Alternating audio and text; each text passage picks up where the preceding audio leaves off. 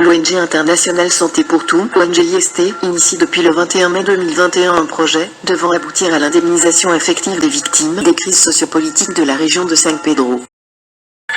Financé par l'Union européenne à travers le projet Leadership et Initiative des acteurs non étatiques dans sa phase 2, LIAN 2, ce projet intitulé « Appui au renforcement de la cohésion sociale et de la réconciliation dans la région de San Pedro » a pour objectif principal d'accroître la prise de conscience des citoyens envers les victimes des crises sociopolitiques de la région, à travers l'information, la sensibilisation et le plaidoyer sur le processus d'indemnisation. L'ONG internationale Santé pour tous, une ONG de santé et de développement créée en 1998 à San Pedro. Cette ONG, dans le cadre des appels à proposition de projet de l'Union européenne, cette ONG en 2021 a soumissionné qui devait permettre de renforcer la cohésion sociale, la réconciliation et la paix dans la région en faisant à travers un plaidoyer qui devait aboutir à l'indemnisation, sinon la prise en charge des victimes de la région qui n'avaient pas encore bénéficié de réparation. Les objectifs spécifiques du projet ont été définis en fonction de 6 catégories, chacune correspondant à un secteur de la société. À savoir, le ministère de la Solidarité et de la lutte contre la pauvreté, le ministère de la Réconciliation et de la Cohésion nationale, les autorités administratives locales, les conseillers régionaux et municipaux, les leaders communautaires, chefs traditionnels, et les leaders religieux, plateforme des victimes. Avant l'entame de l'exécution du projet, des informations et faits vécus dans la communauté concernant les victimes à indemniser ont été recueillis pour l'élaboration d'un document de plaidoyer appelé le Livre d'or, qui a permis de présenter l'état des lieux et la proposition de solutions issues de la communauté pour une cohésion sociale durable. Pour permettre aux autorités locales de s'approprier le processus d'indemnisation des victimes, des rencontres d'information et d'échanges se sont tenues selon le calendrier qui a été proposé par les autorités selon leur disponibilité. Les autorités administratives, les élus, les guides religieux et les chefs de communauté de la région ont salué la qualité de la présentation et la pertinence des actions prévues dans le cadre du dit projet.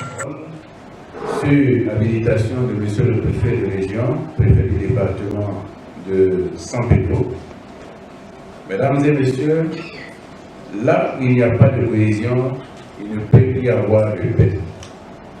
Là où il n'y a pas de réparation ou d'indemnisation des victimes de violences ou de crises, il n'y aura ni cohésion ni paix, in fine, pas de développement. De ce qui précède, il découle qu'il y a une corrélation très appuyée et très étroite entre les différents concepts évoqués, notamment la cohésion sociale, la paix, la réparation ou l'indemnisation, le pardon et le développement. Mesdames et messieurs, c'est pour la recherche des situations et états puissent indiquer que l'ONG internationale Santé pour tous œuvre de façon permanente pour des activités de sensibilisation, de formation, de renforcement des capacités. Depuis lors, des actions successives ont été entreprises pour mobiliser des ressources et compétences, élaborer des programmes d'activité, tant au niveau régional que national afin de rendre effectif le processus d'indemnisation. En quoi l'étape 1 a-t-elle consisté? Dans le but d'atteindre l'objectif de l'indemnisation effective des victimes des crises sociopolitiques de la région de San Pedro, l'ONG-IST a mené plus de 10 activités d'information, de présentation du projet et de formation sur les mécanismes de la justice transitionnelle. Donc ce projet qui devait être réalisé sur 12 mois et à terme, le 21 mai 2022, donc nous avons parcouru la région de San Pedro dans un premier temps pour relever les besoins des victimes, relever les avis des victimes sur un tel projet, ce qui nous a permis de monter le projet avec leur avis. Et lorsque nous avons fini de monter le projet qui a été retenu par l'Union européenne, qui a bien voulu nous octroyer une subvention, nous sommes encore repartis sur le terrain. Nous sommes repartis sur le terrain pour encore échanger avec les victimes dans le cadre de la mise en place, sinon de la rédaction du document de plaidoyer. Donc nous avons associé aussi les victimes, nous avons tenu compte des aspirations des victimes, surtout de la plateforme des victimes, pour renseigner le document de plaidoyer. Et ce document de plaidoyer a été élaboré, a été diffusé, nous l'avons présenté dans la région ici aux autorités locales, aux élus, aux populations, à la plateforme. Nous avons fait une première tournée de présentation du projet et du document de plaidoyer pour que nous soyons en conformité avec les idées des populations. Ces activités ont donné un nouveau souffle d'espoir à la population. Le projet qui a initié IST à l'endroit des victimes, je pense que vraiment c'est un très bon projet. C'est un projet qui a permis aux victimes encore de s'exprimer, de se remettre en confiance et d'espérer qu'ils vont avoir réellement le statut de victime. Parce que pour nous, tant que l'indemnisation n'est pas faite, c'est qu'on ne reconnaît pas un individu en tant que victime. C'est quand vous indemnisez quelqu'un, que vous connaissez au moins le préjudice causé et que vous indemnisez, en ce moment, la personne peut avoir son statut de victime. Et ce projet a permis aux victimes d'être encore plus proches de l'ONG IST et de mieux comprendre encore le processus. En quoi l'étape 2 a-t-elle consisté? Au nombre de ces actions figure en bonne place la sensibilisation à la cohésion sociale, à la paix et à l'explication du processus d'indemnisation pour une bonne compréhension et une clarification du processus d'indemnisation aux victimes de ces crises dans la région. Le lancement des activités de sensibilisation a eu lieu le samedi 5 février 2022 au siège du Centre régional d'appui à la société civile du Sud, CRASC Sud, sous la présidence du préfet de région, préfet du département de San Pedro, El Hadj Ousmane Koulibaly, avec la participation des partenaires techniques et des membres de la plateforme des victimes. Ainsi, du 5 février au 15 mars 2022, la sensibilisation s'est déroulée dans 7 sous-préfectures de la région de San Pedro, à savoir San Pedro, Gabiadji, Grand Bérébi, Tabou, Olodio, Berabo.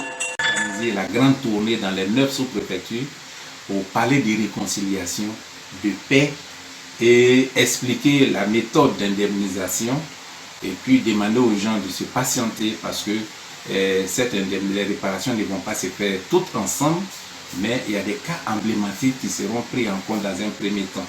Ceux qui ont perdu du matériel, ceux qui ont des problèmes de santé seront aussi pris en compte. Mais il faut dire que tout ne va pas se faire au même moment. Donc on est passé encore dans la région pour expliquer cela aux populations et qui ont bien compris. Dans chaque localité visitée, les membres de l'équipe de sensibilisation et de supervision ont rendu des visites de courtoisie aux autorités locales, à leur vue de leur expliquer l'objet de la sensibilisation et solliciter leur appui pour un bon déroulement des activités et une bonne mise en œuvre des recommandations. Engagement spécifique, les autorités administratives et villageoises, les guides religieux ainsi que les leaders de communautés se sont engagés à promouvoir la paix et la réconciliation pour un développement durable dans la région de San Pedro. Conclusions et recommandations, l'approche participative qui a caractérisé les différentes communications a permis de noter les préoccupations réelles des populations de certains chefs traditionnels et leur amertume sans détour par rapport au processus d'indemnisation des victimes. La demande forte de citoyennes et citoyens en matière d'indemnisation effective des victimes de la région de San Pedro.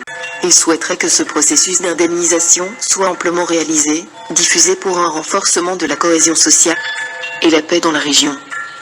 Par ailleurs, ils ont affirmé leur détermination à travers leurs propositions à accompagner le gouvernement et l'ONG IST pour non seulement l'indemnisation des victimes, mais aussi à promouvoir la cohésion sociale et la paix dans leurs localités respectives. Nos attentes, c'est vraiment l'indemnisation des victimes, la prise en compte des victimes sur tous les plans, que ce soit le plan social, le plan économique, sur le plan scolaire, la prise en charge médicale. Aujourd'hui, on a des victimes dans la région de San Pedro qui se promènent avec des balles dans le genou, des balles dans la tête, des côtes fracassées et pire encore, les violences sexuelles, des femmes qui ont subi des viols collectifs depuis 2011 jusqu'à aujourd'hui, qui n'ont reçu aucune prise en charge sociale, qui ont vraiment perdu le goût à la vie, mais qui font l'effort d'être parmi nous, mais en réalité, ces personnes-là ne sont pas avec. La présidente de la plateforme, ma proposition est simple, qu'ils impliquent le corps préfectoral, pour indemniser les victimes, on peut leur donner des cartes bancaires, des cartes chargées avec le montant qu'il faut pour que ces personnes se rendent dans des banques pour retirer leur argent. Et en ce moment, l'argent ne va pas passer dans la main de qui que ce soit et qu'après on puisse dire non, telle personne a soutenu de l'argent, telle personne a diminué de l'argent. Les listes sont là, le corps préfectoral est là. Et je pense qu'en passant par eux pour afficher les listes, appeler les victimes, bien sûr, avec la complémentarité de la plateforme et des associations de la société civile. Leçon apprise. La stratégie d'approche mise en place a permis de toucher toutes les catégories sociales de la population de la région de San Pedro. L'esprit d'ouverture et d'accompagnement du ministère de la Réconciliation et de la Cohésion nationale a été un gage de réussite des activités initiées dans la région. Le maillage régional des groupes cibles, autorités administratives, élus, plateforme des victimes, leaders communautaires, etc. a été le facteur clé de la réussite de la campagne au niveau de la région. Ces groupes cibles ont su relever le défi et participer à l'ensemble des activités.